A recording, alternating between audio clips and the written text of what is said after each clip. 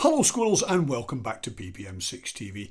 Today what it is Gefell and the new M330 wide cardioid against Neumann in the form of the very familiar Neumann classic, the cardioid KM184. So Gefell against Neumann, or should it be Neumann against Neumann? You see, during the Second World War, Neumann's plant was based in Germany, and in 1943 it was bombed.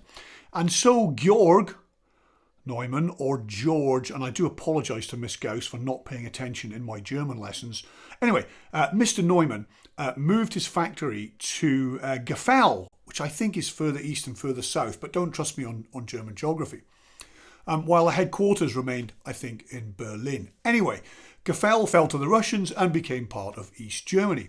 But the management and the workforce, I guess, and the plant remained the same. And so after the war, it reopened as Neumann, a state-owned East German business, while the other Neumann guys in Berlin started back up again. So I guess for a while you had two Neumanns, but then once communism was finished in the East, then Gefell restarted as a private business based on the families of the original managers who ran the factory. So now you've got two Neumanns, although the Neumann that was in West Germany and in Berlin is now owned by Sennheiser, and as I understand it, they've moved all the plant to the Sennheiser factory. I mean, it's the same gear, it's the same, made on the same machines, etc., etc. But who really is Neumann is now, I suppose, a little bit of a difficult question. Anyway, we don't need to worry too much about that. We've got two great mics. The M330, as I said, is a wide cardioid, while the KM184 is a classic cardioid. Now, I don't know if Neumann make a wide cardioid in this series. I certainly couldn't find one when I looked at their website, and I've certainly never owned one. But just to give you an idea of what we're looking at, this is from the M300 series. This is the 320, the Omni, which is featured in another video. And this is another Neumann. I'm cheating a bit because this is the hypercardioid 185, but it's physically the same form factor, so you can kind of see what's going on there. Two very well made microphones. I do like the shiny Gefell finish, and I do love that.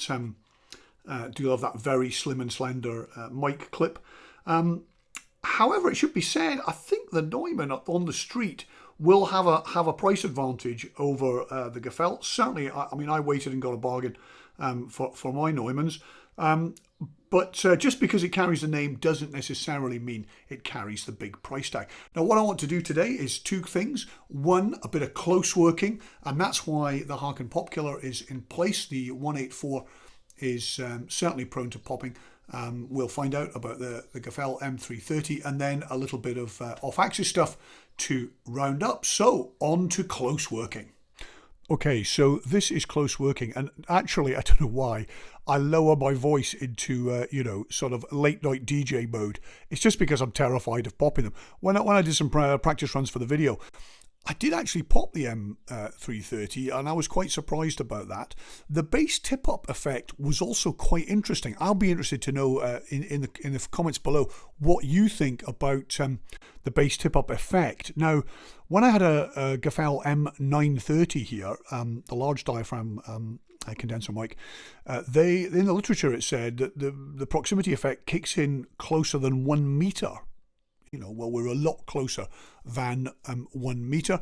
Now, of course, the M330 will also, as a hybrid microphone, will also exhibit some tip up, but I'm thinking it should be quite a lot less. And when we come, of course, to the off axis, well, there'll be a difference there too. In fact, let's get round the side and get to the off axis tests. Okay, I'm leaving the pop killer on just because, just in case. I don't want the recording to be absolutely ruined by pops. I'm about 7 inches away here and at 45 degrees, and I would expect that the 184 will be beginning to be round the kind of further around the lobe, whereas the wider M330 shouldn't have a problem. But we'll get the real test, I guess, when we get round to 90 degrees. And here we are at 90.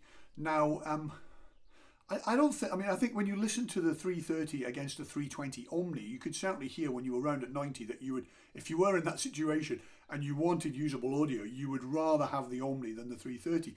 But I'm suspecting that it will still be a step up from the cardioid 184. So let's have a listen to that. We may as well wrap. I think we've covered off-axis, we've covered close working. Let's sum it all up. I've dropped back a little bit from the very close working I was doing before. I think these are two excellent mics. I don't think anybody is going to get fired off a job for turning up with one of these. I'll leave it to you to make up your mind on personal preferences, because I always find in the comment section a whole range of opinions, which is kind of a good thing, in that people have different personal preferences and they should buy the mics that they like and not the ones just with the big name brand or the big price tag necessarily. Which reminds me, we will be doing a video of the M330 against the Line Audio CM4, the plucky challenger from Sweden. All these audio files are available on my Patreon site if you want to listen to them in 96 kilohertz. Thanks for dropping by. It's been lovely to have you. Come back soon. Bye for now.